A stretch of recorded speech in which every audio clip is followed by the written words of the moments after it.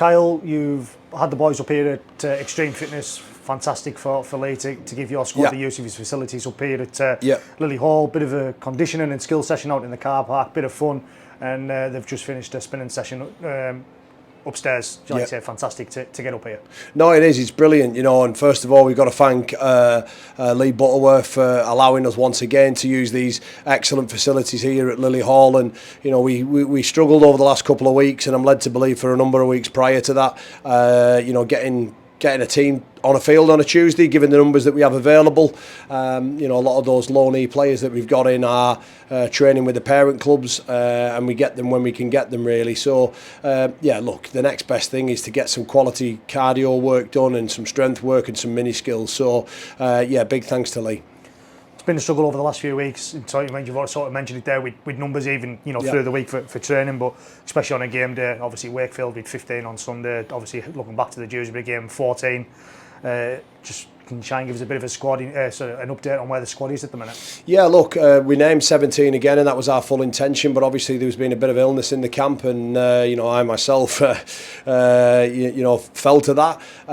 But Ryan King, he was, you know, we decided between myself, him, and the physio, we left him till the 11th hour and picked up a knock against Dewsbury. Probably shouldn't have really played against York, but he did, and we just felt that taking him out the firing line for what's to come was a smart decision, really. So yeah, and also obviously he joins the list of injured players that we've got, you know, in Callum Phillips, Jamie Doran, Oscar Doran, Marcus O'Brien, Connor Holliday. Some of those guys are close, very close, and then, you know, others are long term. So that's where we're at on the injured front. You know, Jake Mason still remains unavailable.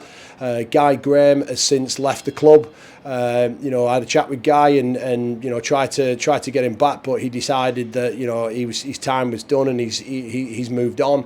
The lads from Halifax and Campbell and Hersey have been recalled, and then obviously Perry Singleton. Perry's retired, which is unfortunate, but you know, for him, it's a bit of a relief. I think anybody who retires from professional sport, it's not a decision to take lightly, Jordan.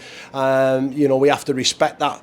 We have to respect his decisions and his reasons why. So, look, you know, all we can do is thank him for his time at Whitehaven, thank him for his time throughout rugby league in the county, and we wish him all the very best with that.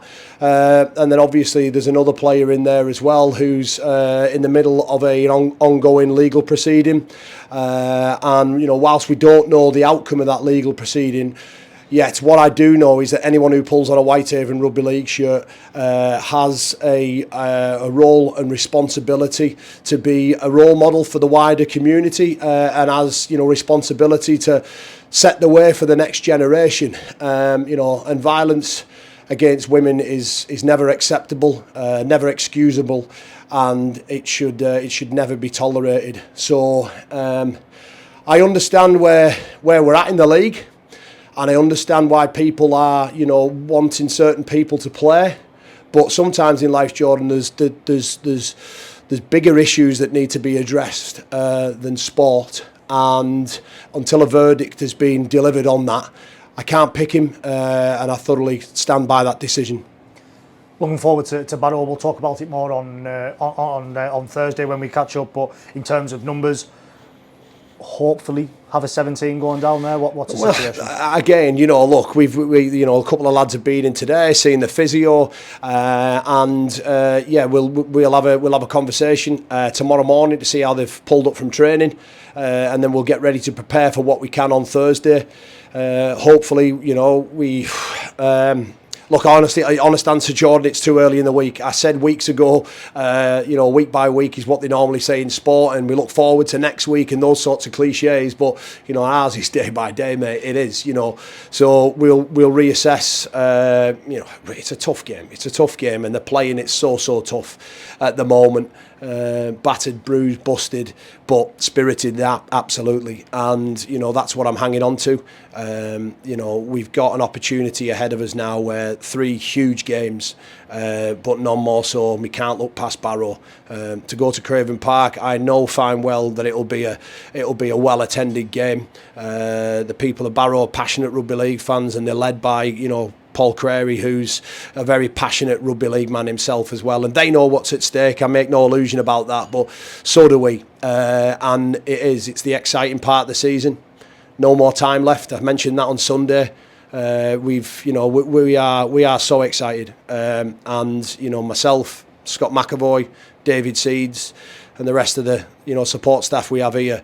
We're ready. We're ready, but we've just got to try and look after the players over the next sort of 48 hours. Get a good session into us on Thursday, and then we go from there. Really exciting week. Couldn't be any better. You couldn't have written it any better. A Cumbrian derby, both teams desperate to win. Fantastic. One point that we mentioned on Sunday, and I want to look back to before we wrap up here, was obviously the fantastic generosity of Wakefield Trinity and Matt Ellis. It's since come out that Wakefield have announced, and we were delighted to announce as well, that over £12,000 going to be coming into the club. Fantastic. We mentioned it on Sunday. Fantastic generosity. Yeah. Even more now we know the figure. No, brilliant. £12,000 is an astronomical amount for where we are as a club. They also, you could probably add another grand onto that by for them paying for our players' bus down there. So incredible generosity from everybody associated with Wakefield, the fans as well. I'd like to thank all of them and all our travelling fans as well. Let's not forget those. They've stuck with us through thick and thin this season, and great to see some fans down there. And it was nice that Gebby got that try over at the end. Just to, I think the whole stadium was in appreciation of the efforts of the boys. So yeah, look, from the bottom of my heart, and everyone connected with Whitehaven Rugby League, our fans, Wakefield fans, Matt Ellis and the whole Wakefield club, big thank you.